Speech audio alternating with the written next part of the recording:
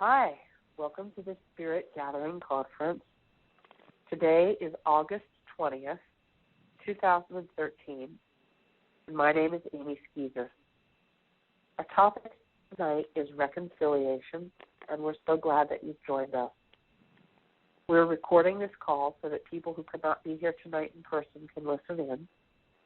Please press either your phone's mute button or *6 to mute your line to help keep the line quiet.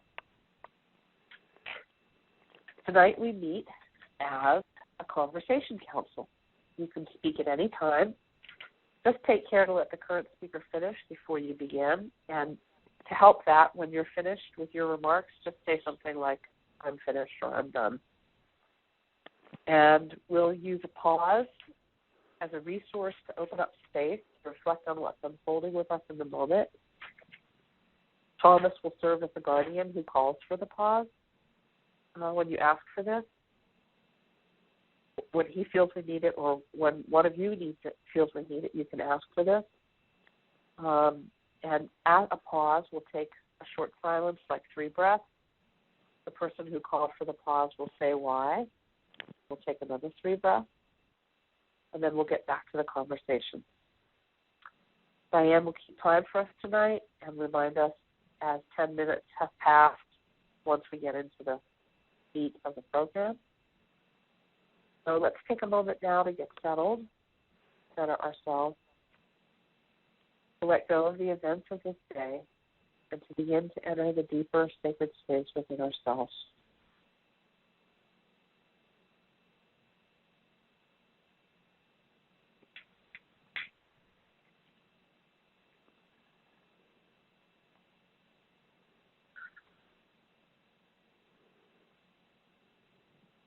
Good. And now let's imagine we're joining together, sacred heart to sacred heart, with every other person on this call right now.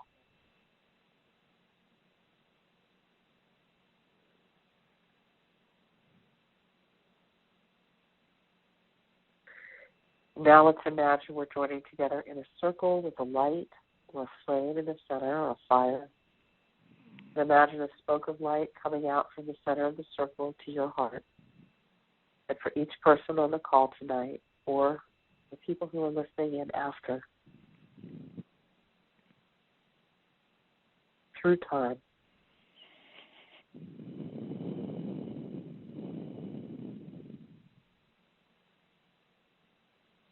connecting sacred heart to sacred heart into that fire in the center.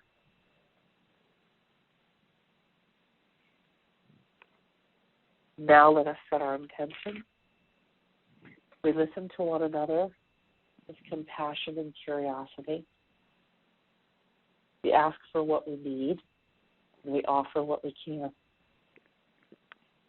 We deepen our connection with one another and the divine. May this sharing serve us, our communities, and the planet. And so it is.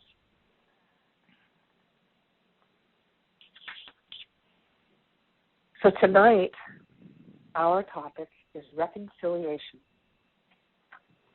And I came to be meditating on this topic through working with a group of people in Tzaddi that I call the Seminary Wisdom Council.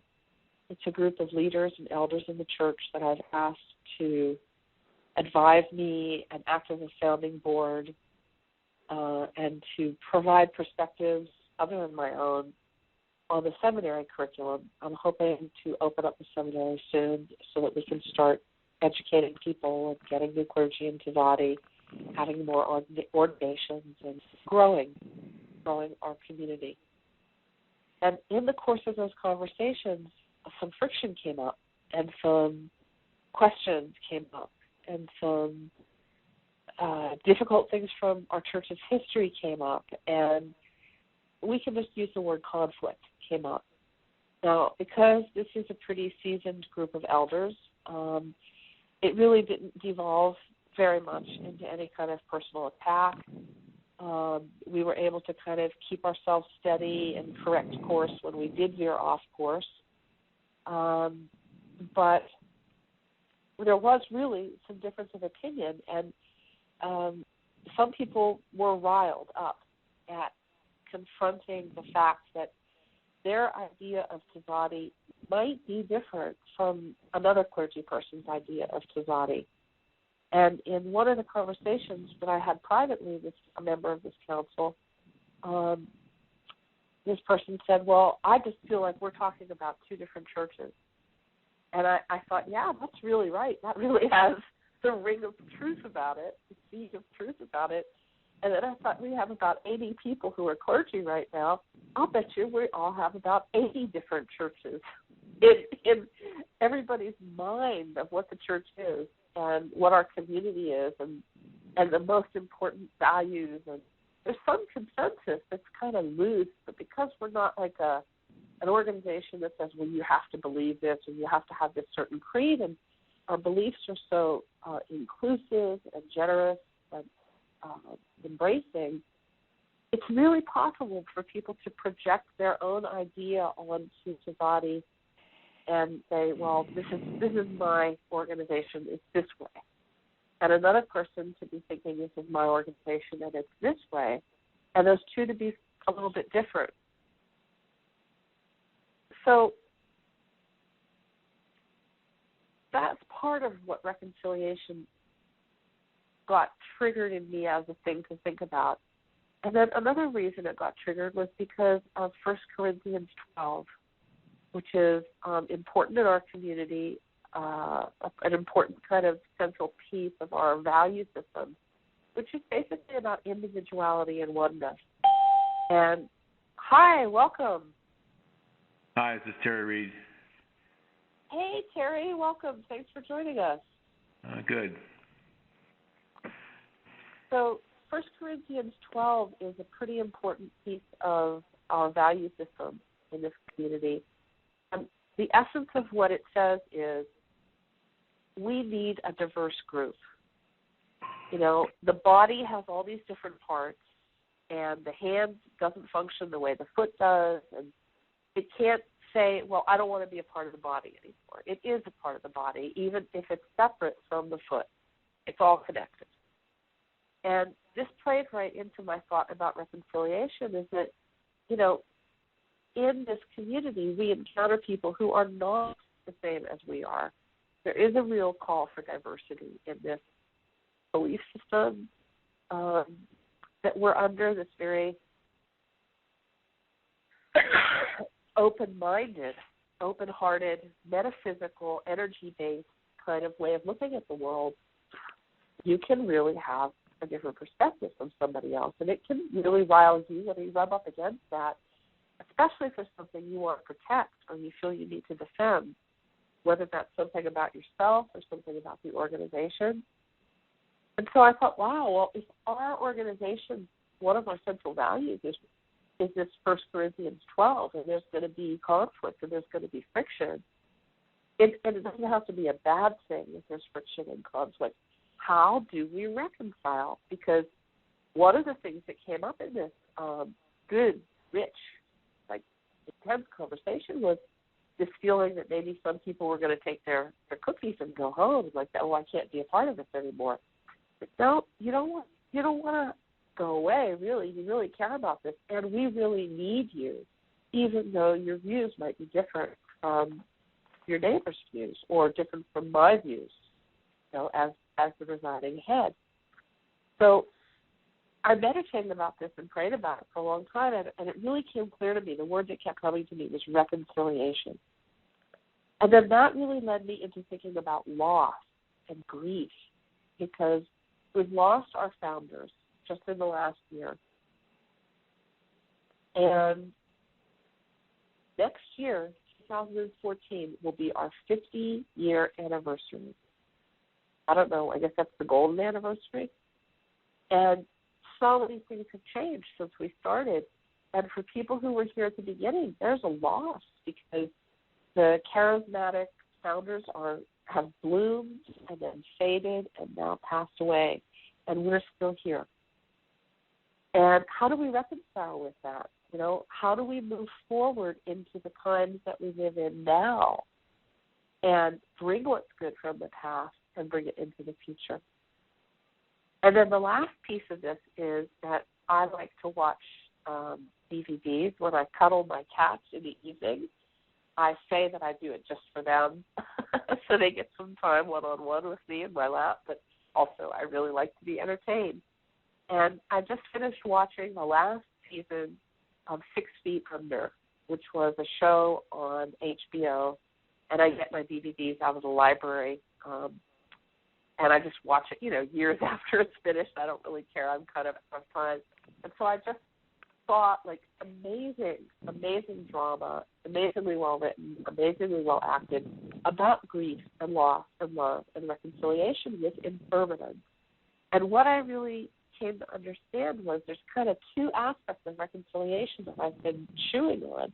One is how you handle it when things don't go your way and there's somebody else who has a different perspective, and that's something you're bumping up against. And two, how you handle it when things don't go your way, because life happens, and there is loss, and there is impermanence, and there is grief. And yet we all are still here. Founders are gone. We are still here. We have to carry on.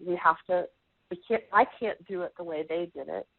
I have to be myself and be the best Amy that I can be. And I want our community to really be drawing that out of people, to be the best Thomas that they can be, and the best Terry that they can be, and the best Diane that they can be, whoever, the best that they can be. And I want our educational systems to be fostering that and our culture to be fostering that. So if that's what I want, and if 1 Corinthians 12 is so important to us, then I thought that having some dialogue about reconciliation and hearing some stories and asking some questions about how you deal with these things, giving the community voice, a chance to be heard a little bit through each of us individually, might be really useful. So that's how I chose tonight's topic.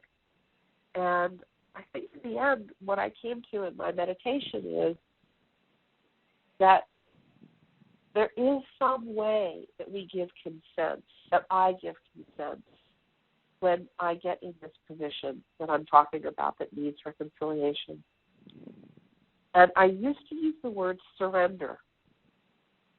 And my spiritual teacher has a very specific definition for surrender. It's not giving up. It's just the opposite of that. It's looking at what's going on, realizing that this is going to happen whether I find it or not, and choosing to actively join with it. That's how he defines surrender.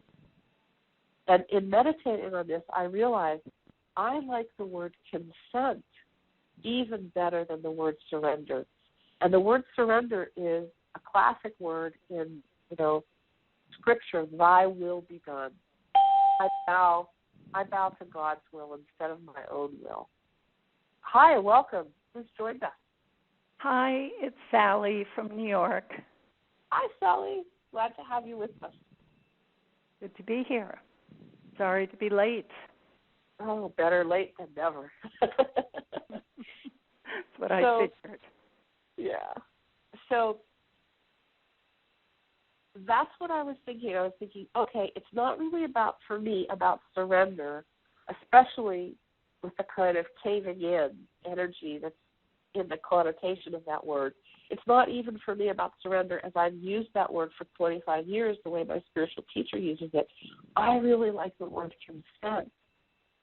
And I think a lot of the way that I reach reconciliation is I have to thrash around inside myself with my resistance to whatever, to whomever is happening. And I ultimately reach some point where I realize that resistance is futile, and I give my consent.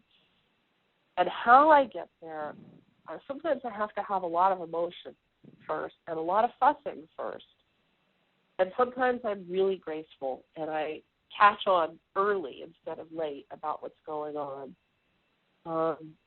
And so for me, that's what my internal process is coming to awareness of that choice of giving consent or not giving And I'd love to hear about everybody else and what your question is about reconciliation or what your story is about reconciliation.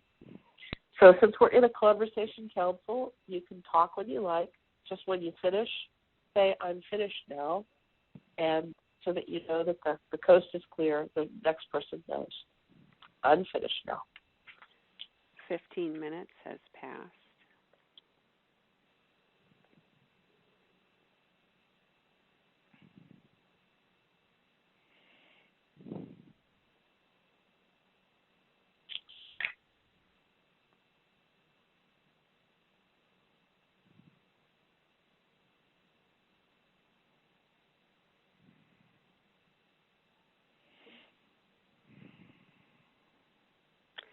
Well, this is Diane. I'll speak into what arises for me based on what you talked about, Amy. And I think that my pattern is to hang on to things that are shifting because I liked it the way it was, and there's a part of me that wants to keep it the way it was. Bits and either all of it or some of it, and that there's a grieving process for the loss of what feels difficult to shift with. And in recent times, it feels like things are changing so quickly that what I seem to be doing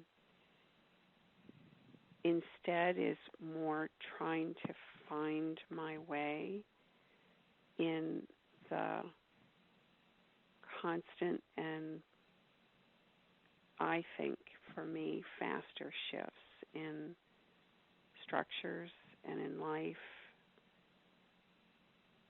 And that's what arises for me. So I guess in the reconciliation, it's a shift that I've been making to align with what's going on. And it's not to say that I don't like it or that I like it. And there's not some fussing and fuming and certainly some nervousness around that sometimes. And, oh, what am I going to do? Or how am I going to do this? But I can't hang on because I guess the structures are so dissolved so quickly. There's not really much to hang there on. That's my experience of late.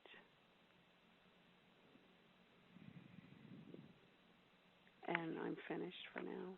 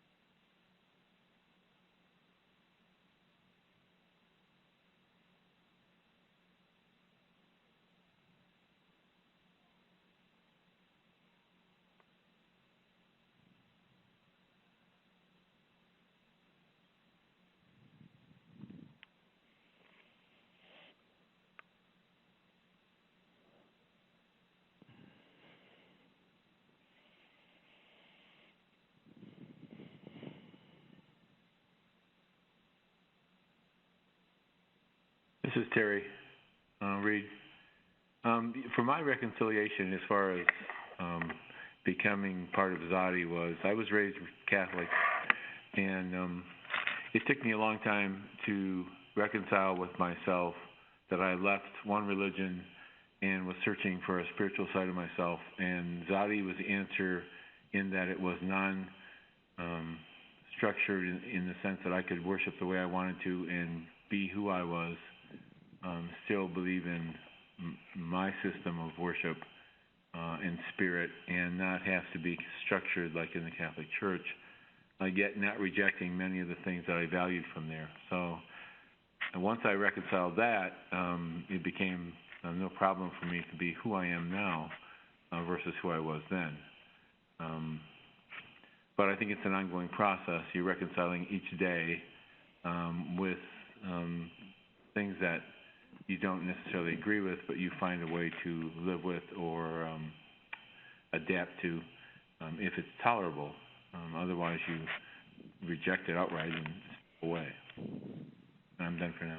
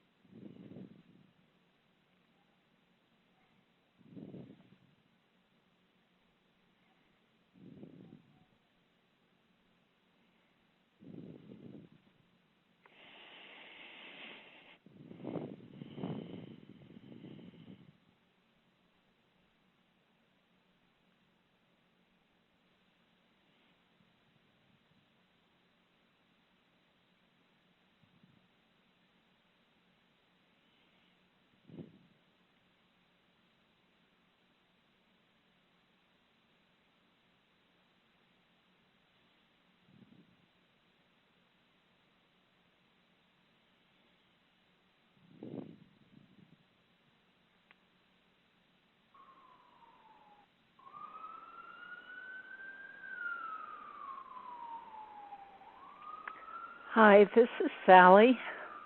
I'm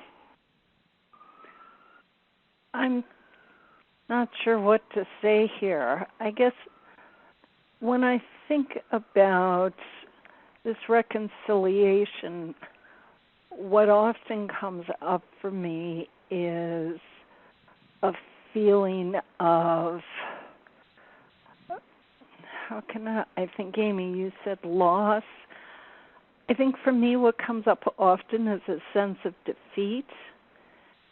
And what I have worked towards in my spiritual growth is to look at what is my will versus what is God's will. And as I've tried to just let go of my will and let things evolve, I think the thing that I've had to reconcile is the fact that not much seems to be evolving. And yet when I try and put back on this, well, let's make it happen kind of hat, it doesn't work well for me. So I kind of feel like I'm in this in-between stage where I don't know whether I feel like I've completely reconciled the way things are. And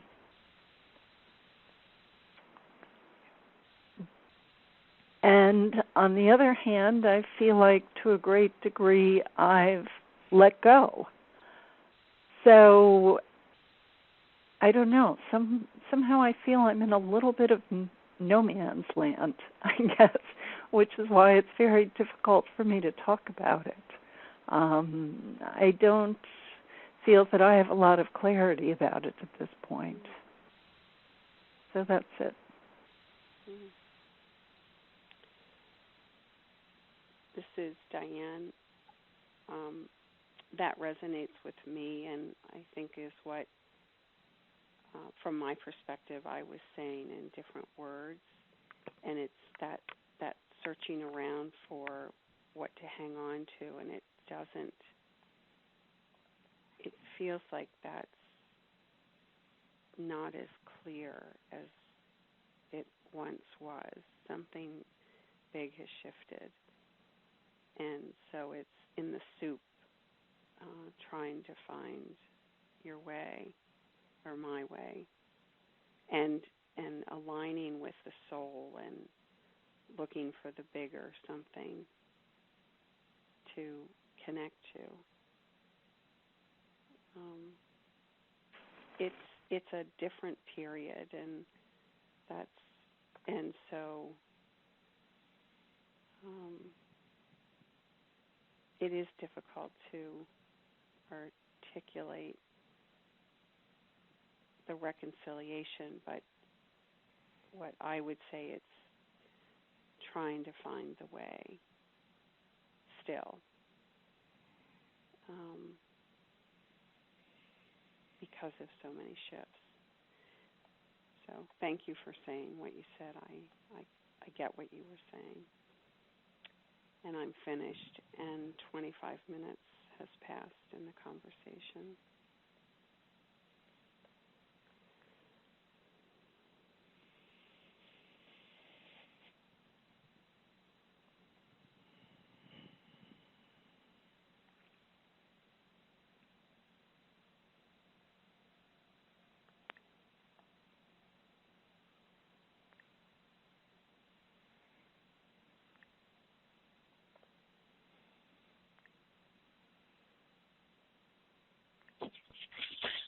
Hi, this is Amy.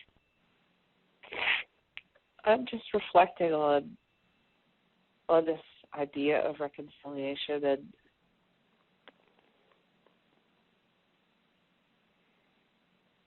I think some of it is really about grief.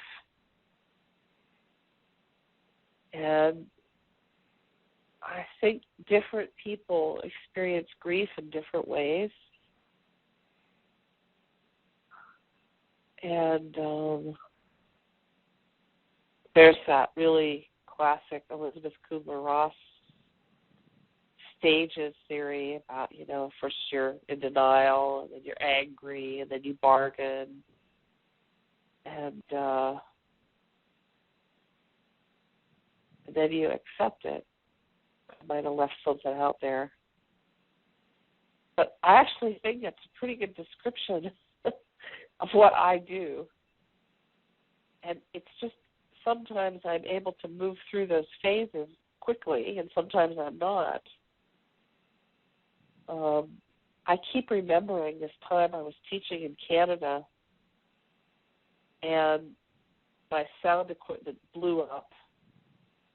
I don't remember why. I dropped it, or some problem with the power surge, but everything was fried, and it was just before I was due to do like a big teaching, and I needed to make the recordings. And I was so angry about it. It was just a whole other layer of stuff I had to deal with. And I had the presence of mind to check in with myself instead of just going on a long fuss, because I couldn't really afford to go on a long fuss. Like, people were coming, they'd paid their money, they were expecting recordings. I had to come up with Plan B, like, pretty quick.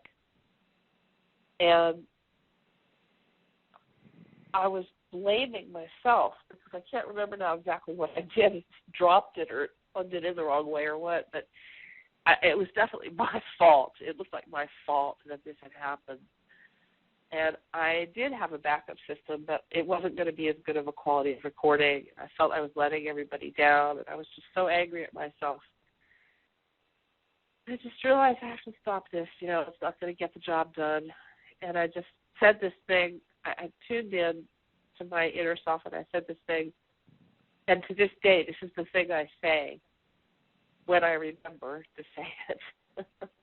And it helps me consent. It helps me give my consent to what's happening. And it's, the universe supports me perfectly, and I allow it.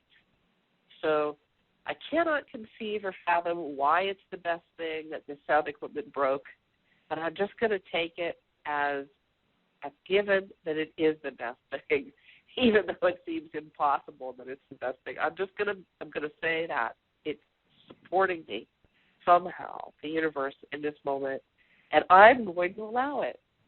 I'm going to believe that the universe wants to support me, even though this is like a calamity, an expensive calamity, and expensive in energy and time and money and every other way. I'm going to just go, okay, I accept it. I allow it. It's happening. Let's get on with it and see what comes next. That helps me let go. That helps me say, yeah, not my will, but thy will be done, because I sure didn't consciously want to drop that sound equipment. If it was my will, it was my unconscious will. And there are times when stuff like this happens when I don't know why it was better, but I can accept that I don't have to know why. That's another piece for me in my choice to consent, is giving up having to know why. You know, why don't I have a job? Why can't I get better and get back to work? Why does it hurt so much? Why won't this person behave the way I want them to behave? You know, a lot of times I get stuck on why.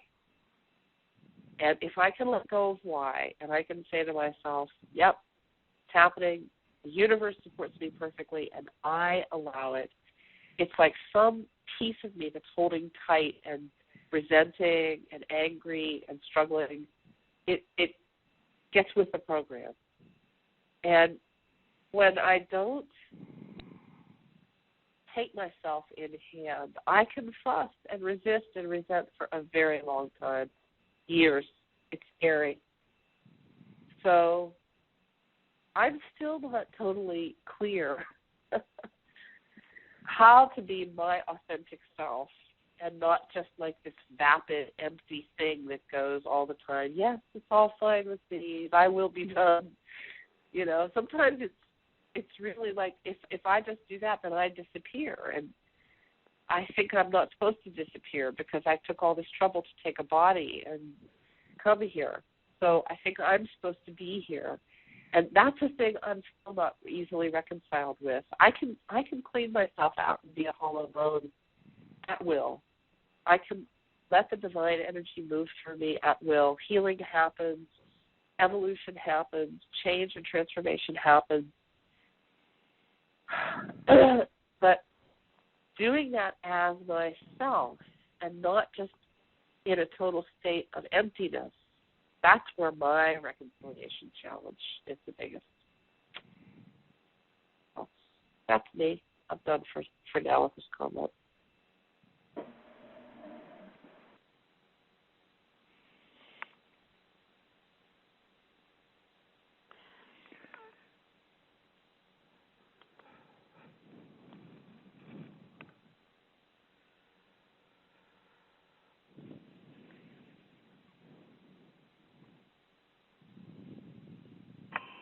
And this is Terry again.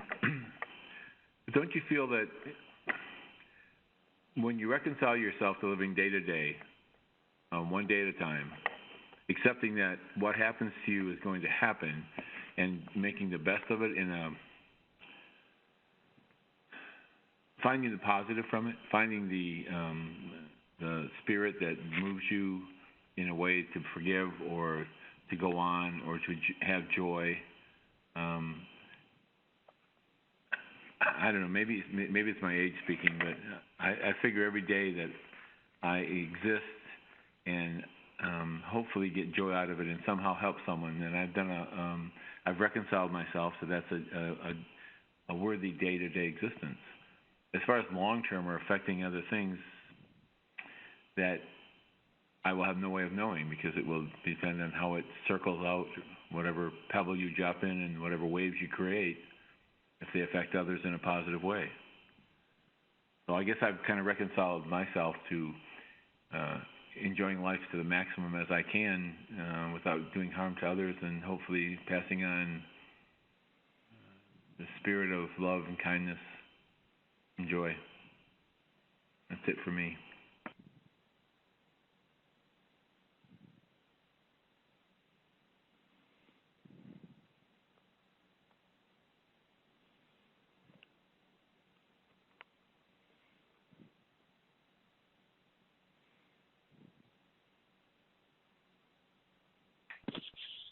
Katie again. I really like that, Terry.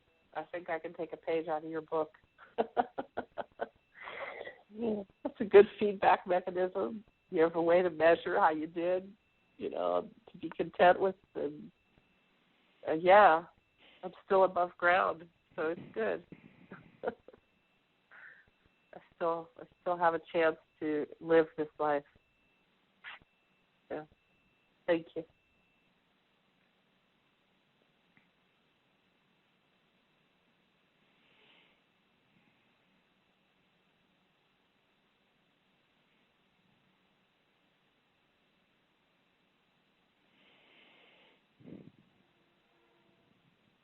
This is Sally again.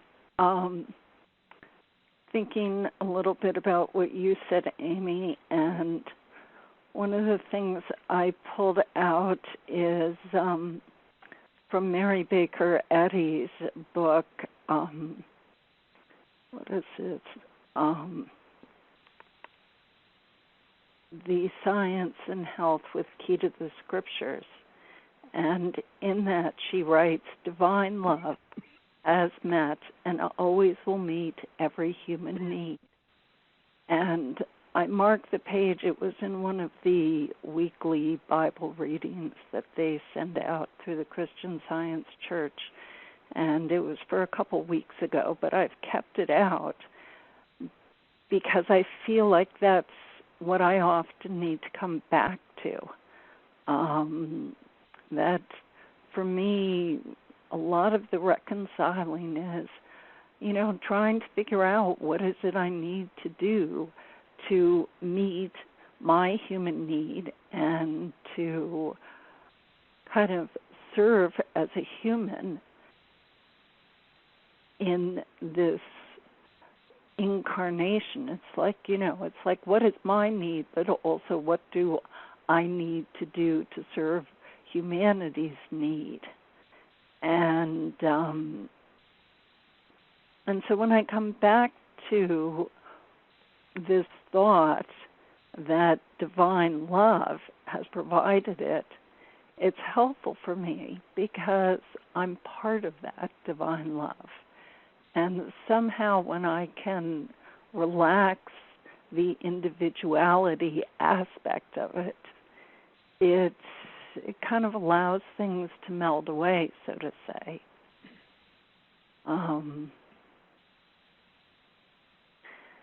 And I guess the other thing that I've been struggling with is I've done some work with what's called human design. And in looking at what my human design is defined as, I, as a manifesting generator, am supposed to respond to life rather than going out and manifesting everything. And I'm finding it very difficult to wait and to allow life to unfold and to just respond to what is going on in the day-to-day, moment-to-moment. And there's so many echoes of, my childhood and my mother and her to-do list. And you got up in the morning and it was like, okay, what's the program? And I'm realizing that way of being is fundamentally why I came into a state of exhaustion. And after too many years to count of trying to revive my stamina, it's the one strategy that's actually created progress for me. And it's probably the most difficult to stick with because the moment I get the stamina, I want to go out and create my do list. So that's been really hard for me to reconcile. It's like, how do I operate in a way that's the inverse of what I was intellectually taught to do? and that doesn't really feel comfortable to me yet. So just some more thoughts.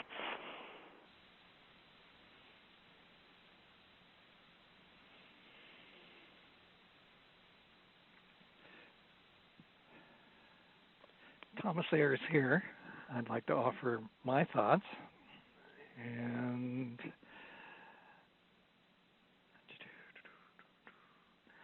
I guess my thought comes down to I don't know what really there is to reconcile.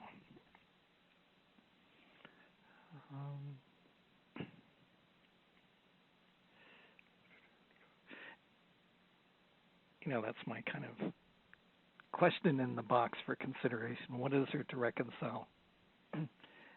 And for me, where I come from in terms of answering that or finding that there is no real answer to it is one passage from the Manduka Upanishad, and it's basically 4 words. All this is Brahman, or in contemporary language, all this is the divine. Or flip it over the other way, there's nothing that's not the divine. Everything which is here right now, all objects, all forces, all planets, all responses, all cats, and all the things that we like and don't like, that is the divine plan in action. And what is there to bitch about, or what is there for me to be angry about? When I tune back into that, for me, what I call the basic truth of my life, then, there's that sense of that is the real, that is the divine truth for me.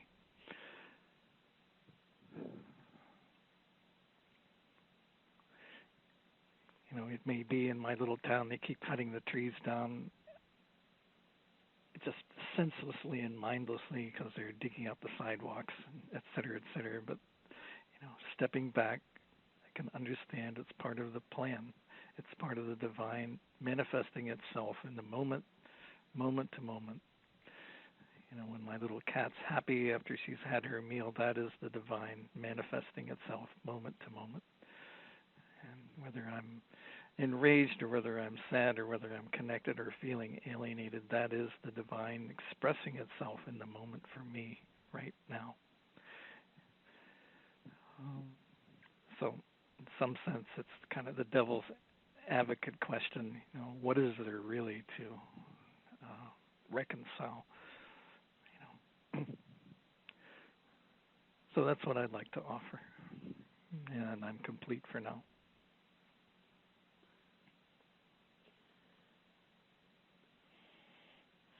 "35 minutes has passed."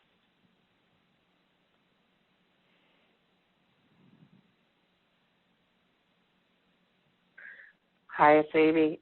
Well, I really like that, Thomas. I really feel like that sentence, those 4 words, is like the key to the reconciliation that you experience, is that it just changes the perspective to one of reconciliation. It's like so many things. Remembering to use it when you need it. It's the reconciliation. And it sounds like you've been practicing really a long time and doing a good job. We're working on it slowly. It's a large glacier melting drop by drop. But it sounds like you have a place to reside that works for you to reconcile. I mean, that would be my answer to the devil's advocate thing. Is it's not devil's advocate at all. I think it's really the whole question. You're raising it just from a different perspective, which is, if you can get to that place, you're reconciled. That's what I'm talking about. It's exactly what I'm talking about. Is your way of getting to that place is that verse from the Upanishad. And I find that very helpful that you shared that. Very helpful. So we have the universe supports me perfectly and I allow it. We have all this. Yeah, you better. The point is how much fuss are you going to make about it? And we have all this is the divine, or the divine is all this. And we have this divine love meets all human needs. And we have this, I'm going to do the best I can today and live with joy and not hurt anybody. And I count that well spent, and I'm content with that. And I'm paraphrasing, but, I'm just wanting to review our methods of reconciliation. And then, did I miss any that are working with? I think finding the way and finding clarity is a process to arrive at that. So having a process that you know how to navigate towards that. Mm-hmm. That's great. Great.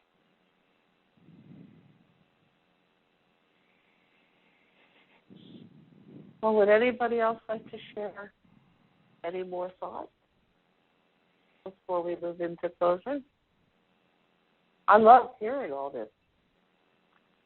I'm really glad we're talking about it.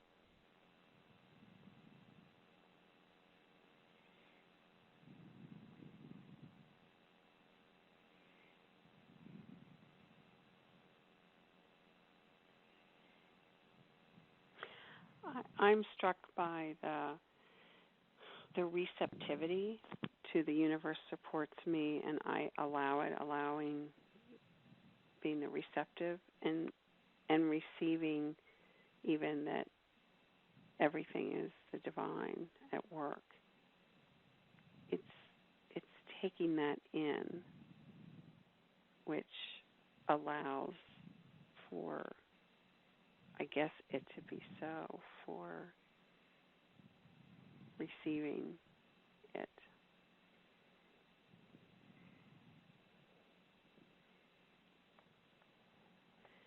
That's it.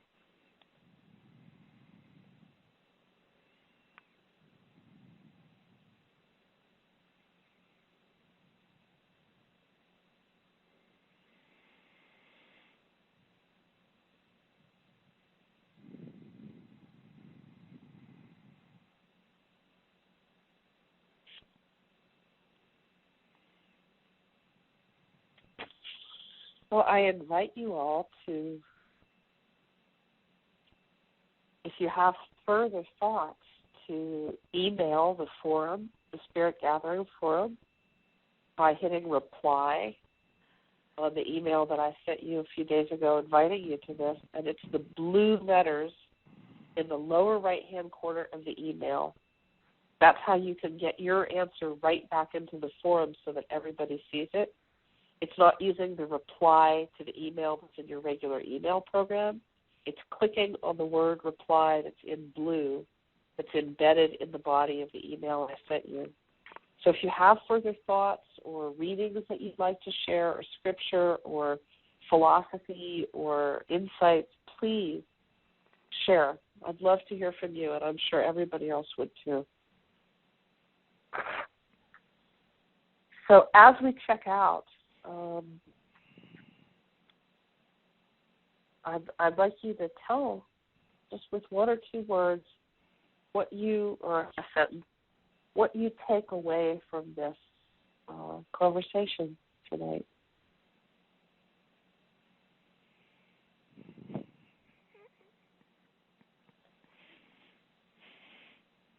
All of this is Brahman.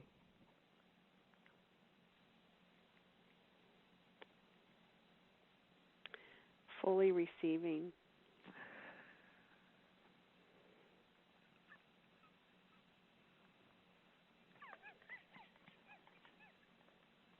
Having feedback I can trust.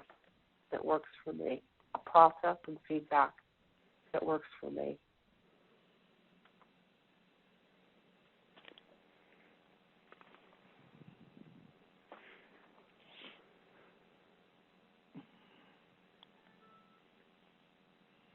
Healing in community and letting go of the oneness or isolation I can create, and expanding that into the oneness of all.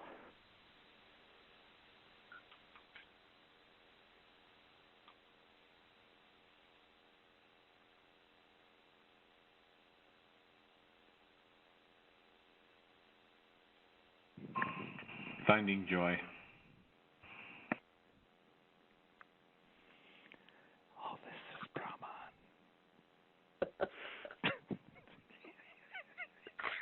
That's great. Those are great checkouts.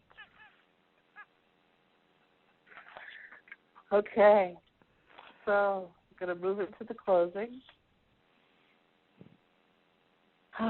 Thank you for joining us for this Spirit Gathering teleconference. The call will be archived as an MP3 recording at www.tzaddi.org, and phone access to the recording of this call will be available till next month's call. For playback of the recording, you can dial 712-432-1085 and use access code 990322 #. We hope you'll join us for next month's Spirit Gathering. And for all the ones after that, they're on the third Tuesday of the month at 8:30 p.m. Eastern Time, 5:30 p.m. Pacific Time, and they last about an hour. These calls are hosted by Tzaddi, a spiritual educational organization founded in California in 1964. Tzaddi welcomes, nurtures, and supports people in celebrating and more directly experiencing their relationship with the loving presence of the divine. Our programs are open to people of any race, color, or national or ethnic origin. You can visit www.tzaddi.org to learn more. And we'll close now with thanks and a blessing. Thanks to Tzaddi founders Amy Keyes and Dorothy Blackmere, who started this metaphysical organization. Thanks to all of you who have been part of our community tonight on this call. And thanks to the divine who supports us always, even when we are not aware of it.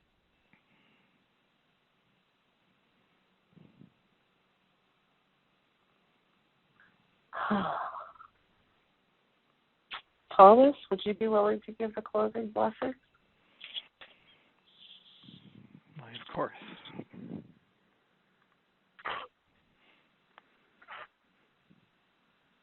May the divine bless you and keep you. May the divine make its face shine upon you and be gracious unto you. May the divine uplift its countenance within you and give you peace.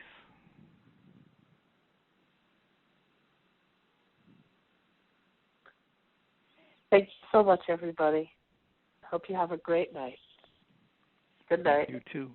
Good night. Night.